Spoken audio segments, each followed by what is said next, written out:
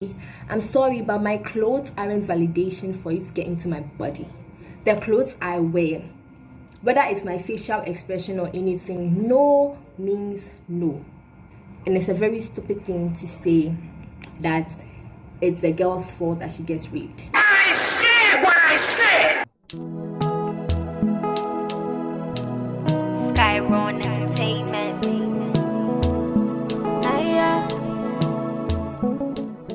Guys, welcome to my channel, or welcome back to my channel if you've already subscribed. If you haven't subscribed, make sure you subscribe, make sure you like, and make sure you hit the notification bell so that when I post you get notified. Today is going to be my unpopular opinions, as you can see from the title. So before I start anything, I just want to say that it's my opinion. You don't have to agree with my opinion, and I'm just sharing with you guys what I think. Basically, the part where you don't agree, you can say it in the comment section. Without further ado, let's get into the video. So the first opinion that I have is concerned with girls cutting their hair, mostly in governmental schools. I don't get it. Generally in the country, we cut our hair regardless whether you're a girl or a boy, because I don't know, it's more presentable. But I watched a video, an IGTV video. It's from this girl. She does IGTV videos. I think you should check her out because she really says very logical stuff, and I'll put it here because I don't remember right now, but I'm going to put her IG handle here. And she spoke about the whole notion of cutting your hair, especially like, okay, let me be precise, girls cutting their hair. And that's how the whole story. So, you know, when the country was under colonization and all that, when the British came, you see how Ghanaian hair, let me say African hair, Afro hair, say 4C, type 4 hair. I don't know whether you guys know, but type 4 hair is the one that some people's hair is like curly down, type 4.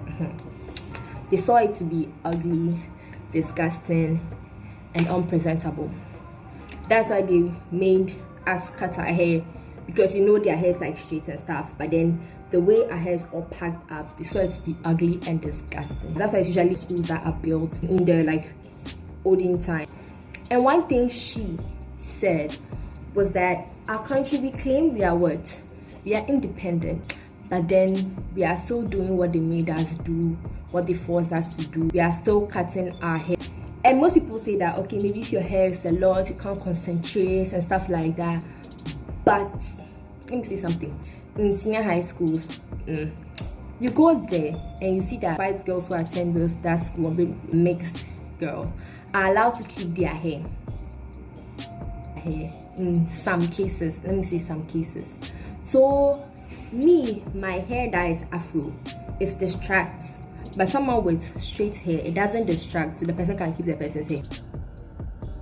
What? I don't know about you, but that just doesn't make sense to me.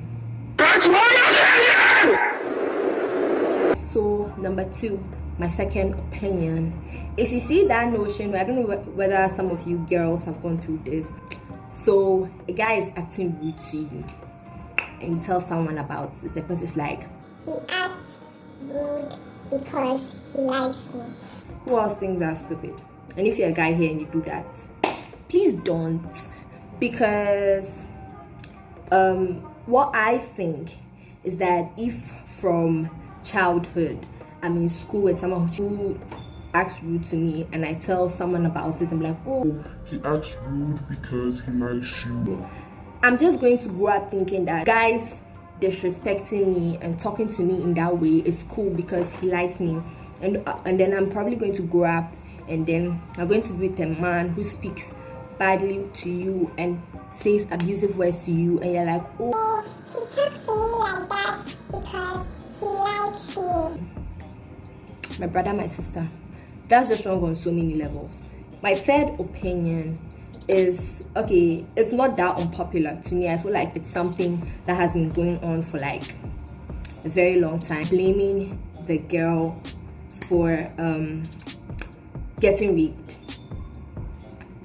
This thing has been something that has been going on, and I'm a feminist. And I want to clear some people feel like it's women who are so much against men and feel like women should be given the upper hand in everything. No, feminism is basically when you stand for equality. You think that women should stop being belittled. Women aren't less human, we're supposed to be equal. Down with that. So now let's go back to the whole concept of rape. Anytime, or in some cases, when maybe imagine say I'm wearing this and I'm wearing shorts or something and I go out and I get raped. Everyone is going to be like, because she was just indecently. I'm sorry, but my clothes aren't validation for you to get into my body. The clothes I wear, whether it's my facial expression or anything, no means no. And it's a very stupid thing to say that it's a girl's fault that she gets raped. I said what I said. Yeah, maybe in some cases, if the girl is acting seductive and stuff like that, even like you as a guy, maybe whatever you say, you get aroused by her, what she's doing or anything, or her seductiveness or anything, as long as you get on her and then she says, oh no matter how maybe she probably acted like she wanted something before, but at that particular moment she is saying no, I don't like, she's pushing you away. Who are you to force your whatever into? At that moment, as long as she's saying no, it doesn't matter maybe the way she acted made it seem like no. At that moment, if she says no, it's rape. Men aren't animals without self-control. I just want to make that clear. You aren't an animal. It's only animals that don't have self-control. A dog can travel from Accra to the north to go and eat. They don't have self-control, and then it's just all over the place. But you are human for a reason. You are not an animal without self-control. I'm just making that clear. So it's very stupid to blame it on the girl. As long as the girl says no at this moment, I just feel like just stop and have self-control. Just be a gentleman. Just respect yourself and stop. So I feel that blaming rape on the girl is very stupid. I don't expect you to agree with me, but that's just what I think. My fourth opinion is the whole Ghana and Nigerian jollof fast. I'm not saying Ghana jollof is better. I'm not saying Nigerian jollof is better. I haven't tasted Nigerian jollof. But first of all, you can't say all jollof in Ghana has one standard taste. Do you get me? Maybe you go to this restaurant, their jollof is nice. This restaurant, their jollof is not nice. You see, so like not all, it depends on how you spice the whole food. So you can't actually say classify that this is all like how Ghana jollof tastes. This is how Nigerian jollof tastes. As for example, if I eat some kind of Chinese. So you see those Chinese videos that they eat alive octopuses and stuff. It's nice for them, right? But when we go into this, we'll probably fall sick and vomit, and it will be disgusting for you. Not because it's generally not nice. They are eating it, maybe it's nice for them. But then it's like what your taste buds are used to, you bab. Because like a Nigerian person can come in Ghana jollof, and then it won't be nice for the person. Why? Because the person is used to eating the person's Nigerian jollof. And I can go eat Nigerian jollof and it won't be nice for me because I'm used to eating my Ghana jollof. So it's just our own cultures. You can find a particular food nice and someone will not find it nice. So basically what I'm saying is that I don't get the fact. Think about it. So my fifth opinion is the whole concept of making positions.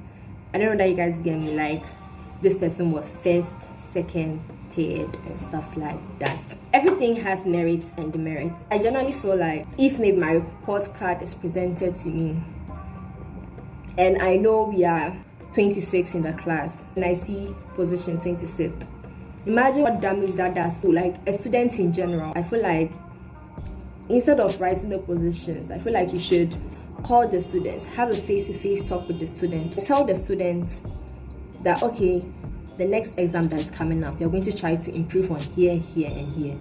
Because one thing that discourages people the most is comparing them to others. And the whole concept of position is comparing everyone, so to see who was on top and who was below. And I feel like that really reduces people's self-esteem, because seeing that, it makes them give up on everything, makes them feel like they're down. The only person you should compare me to is myself, or to my former self. You get me? So say, okay, you got this and this. Last time you got this and this. So I think you've actually improved from this. So let's comparing it to what you had previously. But not saying that you are comparing the student to another person, because mind you have to know that every single person is different. My safe opinion. My safe opinion is basically the way we have normalized violence against children, like from parents to the children. The way it has been normalized in the Ghanaian society, because like a husband beating his wife, being abusive towards his wife, if it's being reported, like the authorities are more likely to take it seriously. People, like, steps will be taken, legal action will be taken. You know what I mean? But say it's a parent to the child, it has been so normalized that even if my own father or my own mother leaves a scar on my body, it has been so normalized in the Ghanaian society that, oh, that's just the way to correct the child. No, you are raising violent people. There are more ways of punishing a child. There's corporal punishment. I don't endorse kneeling down, because that does a lot of things to your knees and stuff like that, because it leads to a lot of emotional and psychological trauma. The child becomes traumatized and it can affect the child's future. And the child feels like, if my parents did this to me, then I can do this to my child. And then it's going to be like a whole cycle of violence behavior being passed on by you. And the way it has been normalized in the Ghanaian society is just wrong. Point blank, period. Pardon me if I'm just looking around. I've been trying to fix this problem. I just don't know where to look. Like, guys, so my seventh opinion is basically, you see, waves. Waves. Waves. I feel like they are overrated and they are giving, like, I'm not against waves, but the way that, like, most guys are like rushing for waves, always in drag, brushing their hair, seems like this trend, waves, everyone wants waves. Eighth opinion is this whole thing about like speaking your local language and not being able to speak your local language. Listen, let me sit up.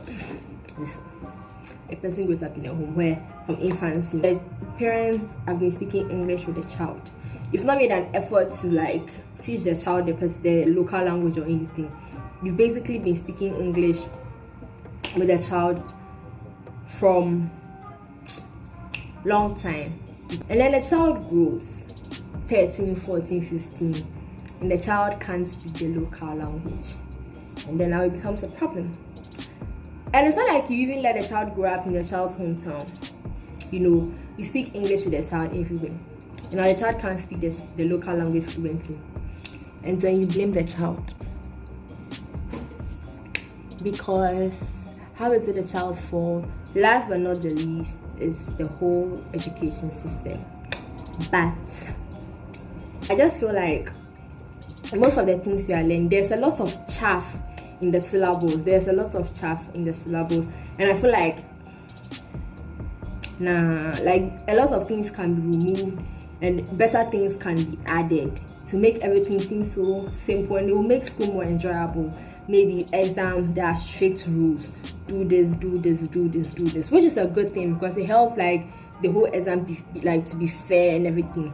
But then it's like, I feel like it's like you are compressing the child, the student, and shaping the student in this particular way. And then like when a child is born, the child has this wild creativity and imagination. But then when the child starts going to school, it just